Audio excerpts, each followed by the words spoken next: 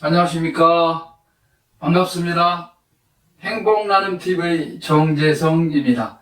자, 오늘은 수많은 탐사 사례 중 하나인 전원주택 감정 사례에 대해서 말씀드리고자 합니다. 모든 분들께서 한평생을 사시면서 연세가 드시면 정년퇴직 후라든가 아니면 또 명예퇴직을 하신 후에 공기 좋고 물 좋고 또 산 좋고 인심 좋은 곳에서 전원주택을 아담하게 짓고 노후를, 즉 제2의 인생을 보람있게 보내시기를 다 바라시죠. 아마 어느 누구나 갖고 있는 꿈일 것입니다. 그런데 제가 오늘 말씀드리고자 하는 것은 편의상 나 이렇게 말씀드리겠습니다. 가부부께서 계셨는데 가부부께서는 이미 제가 전원주택지를 감정해 드려서 아주 풍수지리적으로 좋은 위치에 이미 자리를 선정하셔서 정지작업을 다 끝내고 이미 건축이 돼가지고 지금은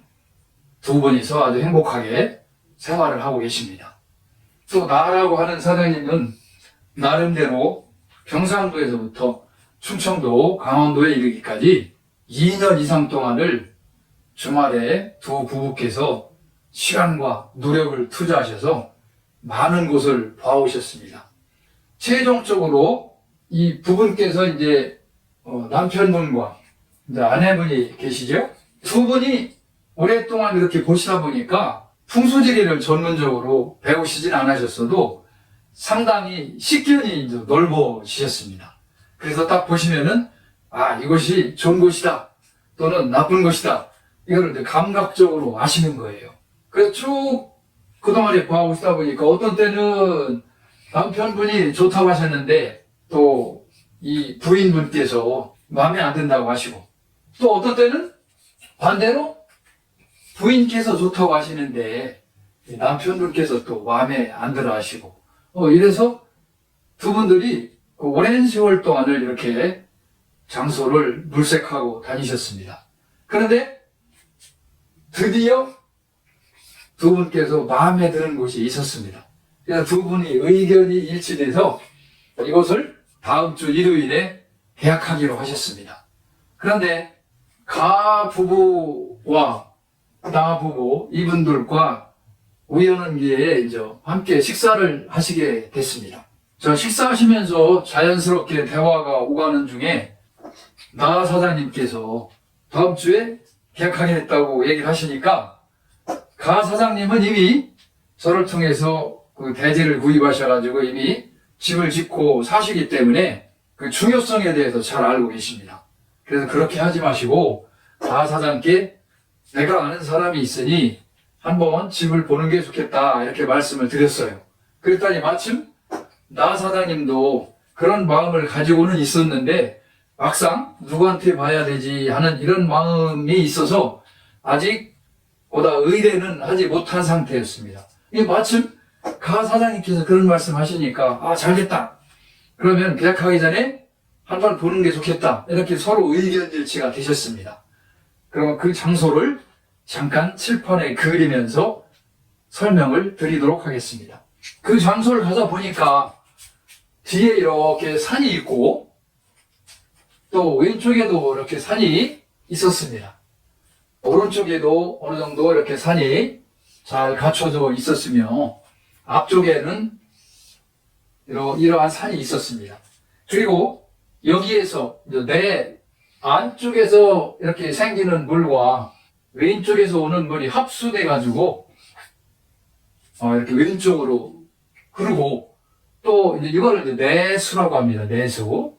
그 다음에 이제 외부에서 흐르는 물이 이렇게 또 합수돼서 오른쪽에서 왼쪽으로 나가는 이런 지형이었습니다.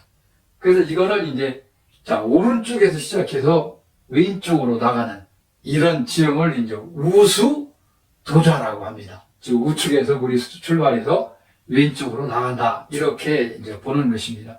그리고 이 위쪽에 있는 산을 주산이라 합니다. 주산. 그런데 풍수에서 주산의 개념은 여러 가지가 있습니다. 정말 이 산에서도 출발해서 쭉 가다 보면 더 높은 산이 나오겠죠. 어딘가에서 왔겠죠. 그러면 이 산의 가장 근원이 되는 산, 그 산을 주산이라고도 하고, 또 풍수적으로 내가 있는 위치에서 바로 위에 이렇게 높은 산을 주산이라고 합니다. 그래서 개념의 차이가 있는데 일단 주산이라고 이렇게 말씀을 드리겠습니다. 또 남쪽에 있는 이런 산을 안산이라고 합니다. 안산. 안산이라고 하는데, 자, 왼쪽에 있는 산을 좌청룡이라고 합니다. 좌청룡. 또 우측에 있는 산은 우백호라고 합니다. 자, 위에 주산이 있는 쪽을 현무라고 합니다. 현무. 그 다음에 이 남쪽 안산이 있는 쪽을 주작이라고 이렇게 이야기합니다. 이 왜 청룡이라고 하느냐 하면 산은 생동감이 있죠. 용이 꼭 살아서 꿈틀대는 것과 같이 생동감이 있습니다. 그래서 용에 비교하고, 이쪽은 또 호랑이에 비유해서 이렇게 이제 이야기를 하고, 또 남쪽 안산에는 마치 어떤 새가 이렇게 춤을 추듯이 주작이 이렇게 있는 걸 또 좋아하고, 내가 있는 곳에 이제 위쪽으로, 그걸 현무라고 하는데, 이 주산이 좀 높으면서 이렇게 고개를 앞으로 약간 숙인 것 같은 그러한 봉우리를 좋게 봅니다. 이르러서 사신사라고 하는데, 이 사신사는 원래 내 방위를 지켜주는 신이다. 이렇게 이제 이야기하기도 하고, 또 풍수에서도 이렇게 설명을 하기도 합니다. 산을 왜 용이라 하냐면, 산이 이렇게 기복이 있기도 하고, 또 좌우로 마치 용이나 뱀이 꿈틀거리고 가듯이 이렇게 굴곡도 있게 마련이죠. 기복과 굴곡이 있어야만 그걸 생룡이라고 해서 상당히 에너지를 좋게 보는 것입니다. 백호도 마찬가지고요. 특히 이 왼쪽의 청룡은 주로 이제 남자, 또 아버지나 아들이나 손자, 이렇게 이 산의 생김새나 기운을 보고 기룡화복을 논하기도 합니다. 또 우백호는 주로 여성 쪽, 이제 어머니나 딸, 또 손녀, 이렇게 여성 쪽을 비유해서 기룡화복을 산의 생김새를 보고 가늠하기도 합니다. 그리고 이렇게 안산이 있다는 것은 여기에 아늑한 기운을 막아주면서 마치 안락의자로 따지면 발걸이처럼 이렇게 좋은 역할을 합니다. 그래서 풍수에서는 이제 장풍득수라 하는데, 장풍득수.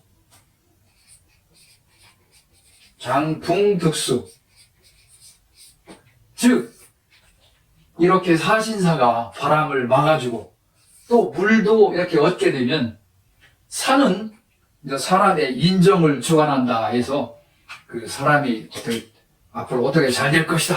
또 이런 거를 주관하게 되고, 물은 부를 상징하는데, 즉 재물을 상징하는데, 이와 같이 사신사가 잘 갖추어져 있고 아늑한 곳은 사람도 품격이 높고 잘 되고, 또 재물도 있어서 이 안에서 집을 짓거나 산소를 거기다 모셔서 살게 되면 지속적으로 복을 받는다고 생각을 하는 것입니다.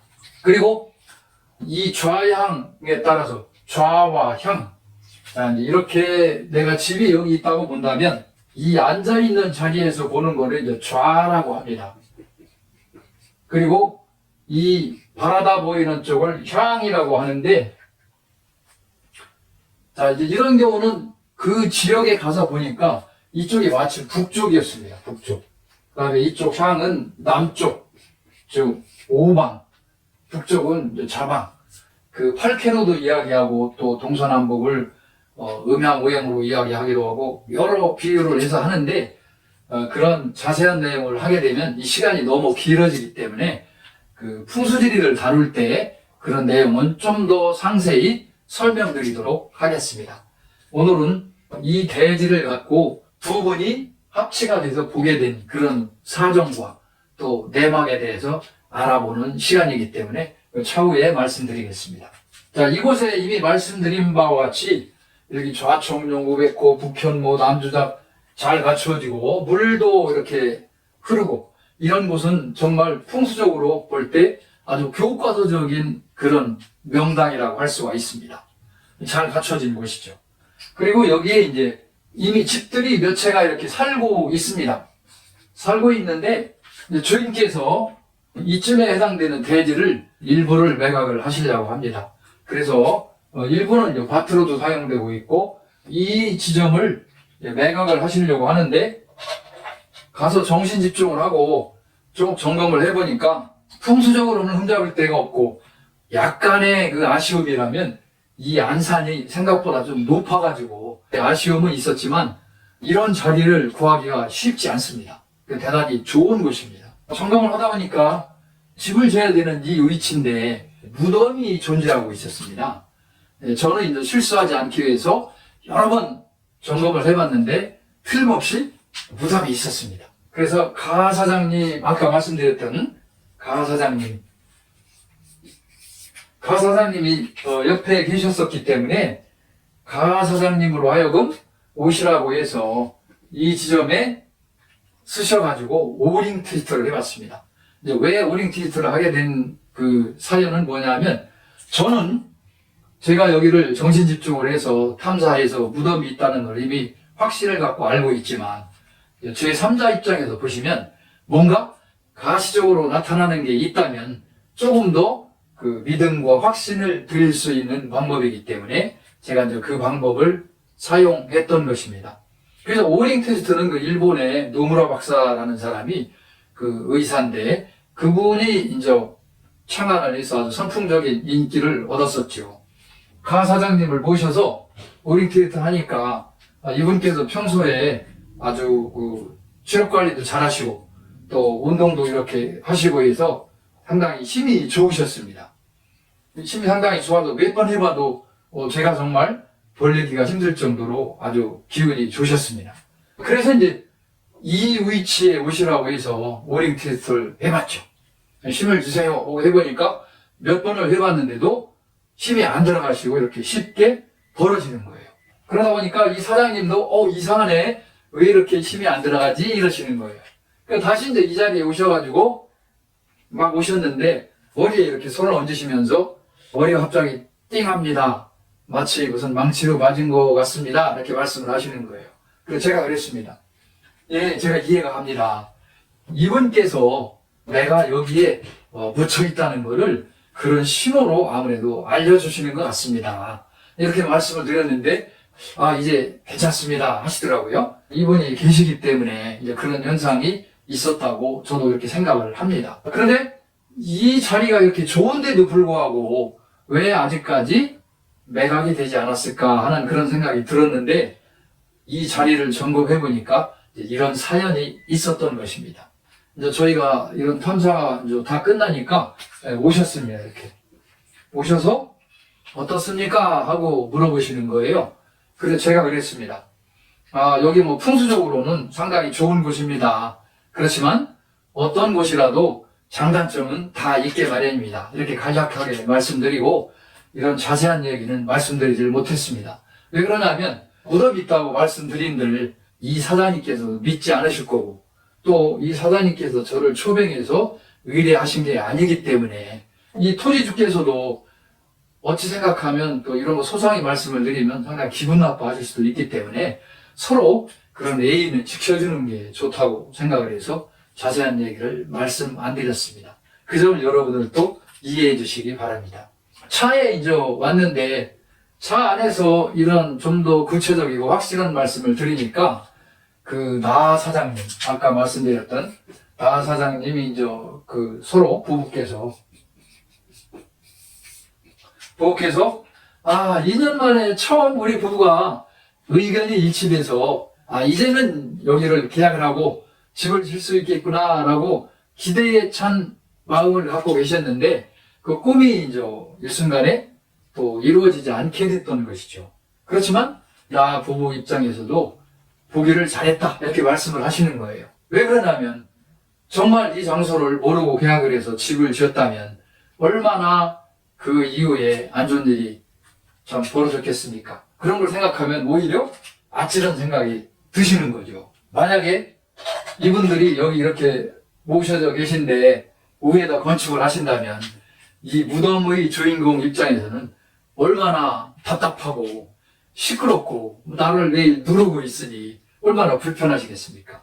계약이 이루어져서 집을 지켜야 되면 바로 이분이 고통받게 되실 테니까요. 그렇게 여러분들도 이해하시면 좋을 것 같습니다. 자, 풍수적으로 이런 좋은 장소에서 그 자리를 선정하는 것은 당연하겠죠. 그렇지만 이 내부에 뭐가 있는지는 꼭 확인이 돼야 됩니다. 우리 몸에도 12경락 365개 혈이 있듯이 이 땅속 내부에도 기가 흐르는 통로가 있습니다. 그래서 집을 선정하시려면 적어도 첫째는 풍수지리적으로 손색이 없는 곳이어야 하겠죠. 두 번째는 무덤이 있는 장소는 정말 안전자리죠. 그리고 우리나라는 옛날에 또 전쟁도 많이 겪었고 또 과거에는 매장 문화로 수천 년 동안 내려온 데다가 토지가 없는 분들이 갑자기 돌아가시면 밤에 남의 땅에라도 무덤을 쓰실 수밖에 없는 입장이었죠. 그런데 남의 땅에다가 이렇게 봉분을 마련하고 여기다 오신다면 바로 노출이 되겠죠. 그죠? 그러니까 봉분을 안 하고 그냥 평장으로 이렇게 하시는 경우가 많죠. 즉, 잘 안 보이시죠? 이렇게 평장으로. 자, 이렇게 평장으로 보시는 경우가 많아요.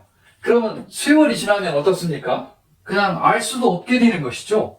이래서 산이나 들, 밭이나 이런 데도 무덤이 있는 곳이 꽤 있습니다. 모르고 그 위에 이제 집을 짓거나, 뭐 건물을 짓거나, 회사를 짓거나, 이 공장을 짓거나 이런 경우가 많이 있습니다.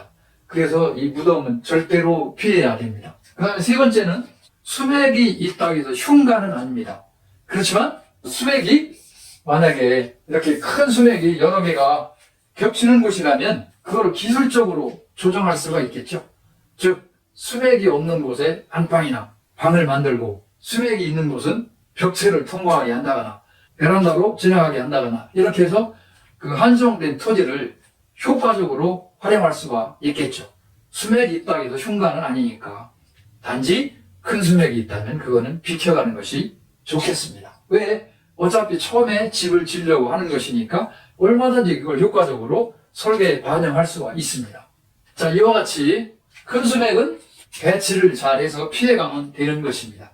자, 이와 같이 일생일대에 전원주택을 짓고 산다는 것은 대단한 희망이고 꿈이고 또 이루신 분들은 전체 인구에 비해서 극소수에 불과하시겠죠. 또 평생을 저축해서 돈을 모아가지고 대지를 구입하시고 건축을 짓고 살게 되시는데 만에 하나 정말 이런 곳에 집을 짓게 된다면 집을 짓지 않는 것만도 못하겠죠. 그래서 내가 집을 지을 수 있다면 정말로 행복한 것인데 문제가 있는 곳에 집을 짓는다면 오히려 화를 키우는 결과로 기결될 수가 있는 것이죠. 이때 집을 한번 짓는 것은 대단한 과업이기도 하지만 안 좋은 곳에 집을 짓는다면 대단한 실수를 하는 것이기 때문에 또 지맥이 충돌하는 곳이 있습니다. 즉 땅에 이렇게 기운이 통하는데 하나만 있으면 좋은데 이게 두 개나 세 개가 있어가지고 지맥이 충돌하는 곳에 집을 짓는다면 그것도 대단히 안 좋은 영향이 많이 발생이 됩니다. 꼭 제가 아니라도 전문가의 도움을 받으시는 것은 대단히 중요하다고 생각합니다.